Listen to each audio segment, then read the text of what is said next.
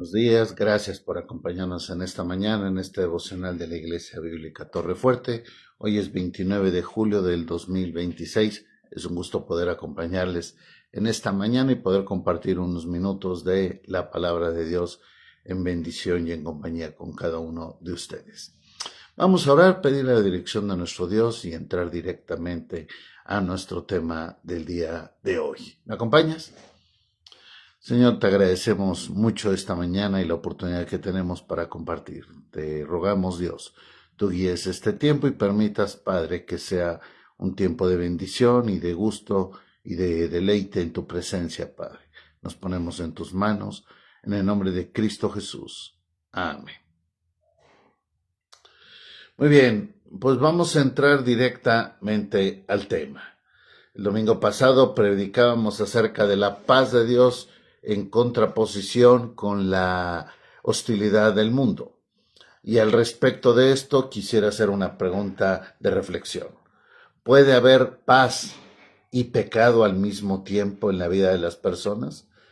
Por supuesto que todos somos pecadores, eso me queda claro y la respuesta, si somos analíticos a la pregunta concreta, es pues sí, siempre lo hay, ¿no? Pero no me refiero a eso, me refiero a esa conducta de pecado o a esa displicencia de agredir o lastimar a otros y aún así pensar que estamos en paz unos con otros. Bueno, esta es la pregunta que quisiera poner en la mesa. Surge a partir de una reflexión que de forma personal he realizado y en conversación con algunas otras personas también he cuestionado. La referencia es por el hecho de que se hace manifiesto desde la perspectiva de algunas personas la posibilidad de esta realidad. Y bueno, ante esta realidad, pues lo único que pensamos es, pues debe de ser posible o no ser posible. Y después de eso no hay nada más, ¿no? Bueno, algunos de los argumentos que este tipo de personas presentan. El primero de ellos es el argumento pragmático, es decir, es que yo conozco a alguien que tenía una vida hecha un desastre, esa persona se conducía sin ningún temor de Dios en su proceder y que a pesar de esto anda en la vida como si nada, ¿no? Come bien, duerme bien, no tiene problema. Su frase de esa persona es: otros deben vidas y andan bien campantes, ¿no? Y aunque pareciera esto en inicio como algo que pudiera ser, de primera vista, debemos tener clara la diferencia que existe en una persona que tiene una conciencia cauterizada y una persona que vive la paz. Creo que la diferencia ayuda a entender las dos posturas. También existe la persona cínica. En ocasiones esas personas han armado el criterio en su propia interpretación teológica y existen justificaciones de ello. La más común es que pesan las acciones consideradas adecuadas y se piensa que esto sobrepesa lo que se está haciendo mal. Entonces, como que haces una balanza entre lo positivo y lo negativo, ¿no? Voy a poner un ejemplo muy torpe, pero que ayudará a entender.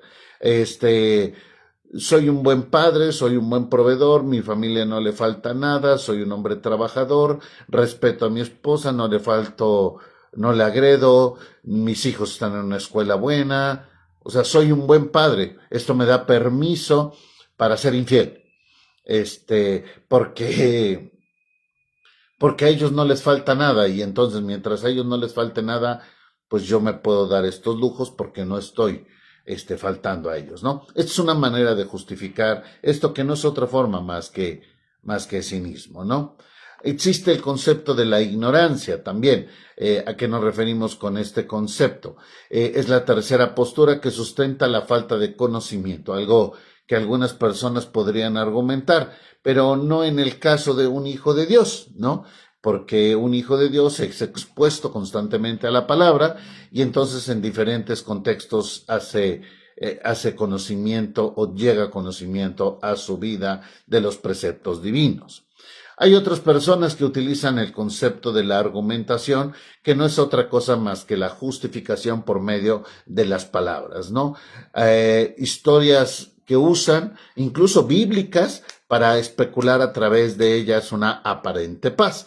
Por ejemplo, cuando Caín, después de que fue desechado por Dios, dice, pues no veo que se haya muerto, siguió su vida, se casó, tuvo familias, pues ¿cuál es el problema con Caín, no? O en el caso de Jonás, ¿no? Estaba en plena desobediencia de Dios y aún así estaba bien dormidote en el barco yendo en la dirección opuesta de aquello que Dios le había dirigido o guiado, ¿no?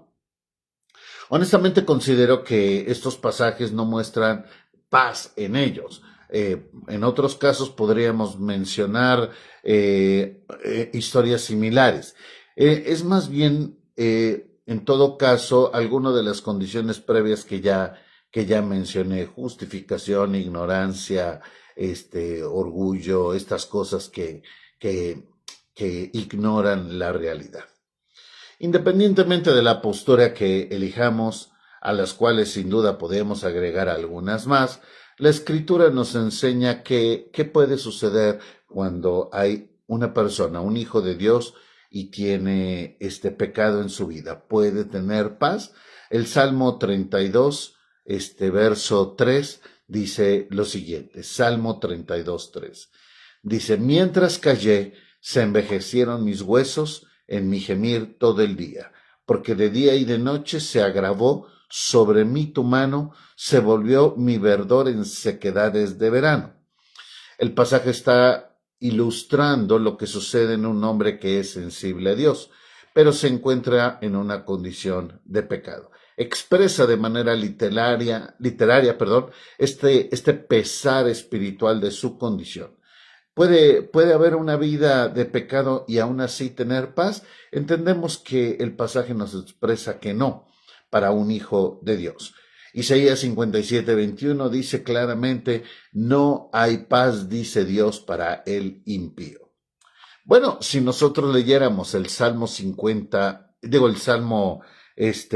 32, desde el verso 1, nos quedaría mucho más clara esta referencia. Dice el Salmo 32. Bienaventurado aquel cuya transgresión ha sido perdonada y cubierto su pecado. Bienaventurado el hombre a quien Jehová no culpa de iniquidad y en cuyo espíritu no hay engaño. Mientras callé, envejecieron mis huesos en mi gemir todo el día, porque de día y de noche se agravó sobre mí tu mano. Se volvió mi verdor en sequedades de verano. Mi pecado te declaré y no encubrí mi iniquidad. Dije: confesaré mis transgresiones a Jehová, y tú perdonaste mi pecado. Espero ya podamos notar ahora sí lo que refiere el contraste que hace referencia, conceptos como confesión, arrepentimiento, para poder llegar a esa condición de perdón. El salmista expresa su gratitud ante el perdón recibido y expresa su condición sobre lo que él considera el antes y el después. Y podríamos nosotros reflexionar en algunas de las palabras que el salmista ocupa, ¿sí? El pecado que es cubierto, el no ser culpable de la iniquidad o de la maldad, que no haya engaño, que no haya estas condiciones, porque mientras esto prevalezca, ya leímos los versos, habrá una condición de decadencia, ¿sí? Y me encanta como dice el verso 5, mi pecado declaré, no encubrí mi iniquidad, confieso mis transgresiones a Dios, y entonces Dios perdona.